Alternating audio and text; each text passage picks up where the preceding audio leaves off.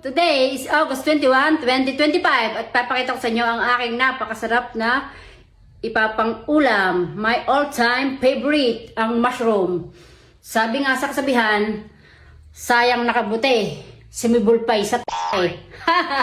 Babalik ang muli mga araw at sandali.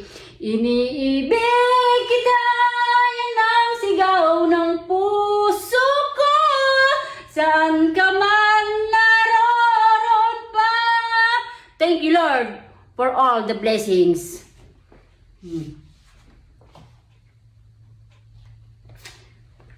Thank you.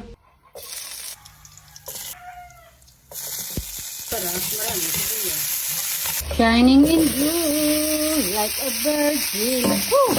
Touch for the very first time like a virgin. At pagkatapos, ilagay ang hugas, bigas. Huwag ang pinaghugasan ng mani.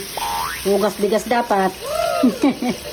Lagyan ng asin. Dito ako umiibig sa'yo. Saka ilalagay ang pinakang payong ng kabuti.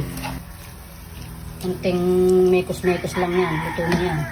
How do I live without you? If you ever go, how do I ever survive? Charan! Hello, good day everyone. Ichichika ko sa inyo, bakit nga ba high blood si Wokindal kagabi? So, tell me, bakit nga ba? Ang dahilan ay A. Walang dileg, hindi nadadaanan. B. May buwan ng dalaw. C. Meron kang bayawak na asawa. Ako na ang sasagot. Siyempre, alangan kayo, paano hindi init ang ulo mo? I-letter C ang sagot ko.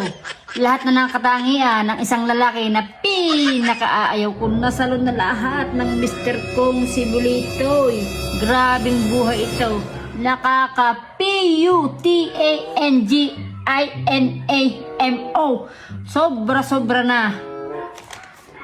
Ginawa na ang lahat para magbago. Hindi pa rin natalab.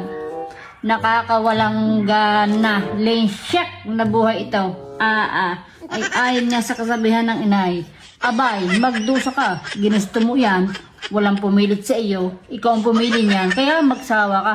Pagdusahan mo. Aray ko!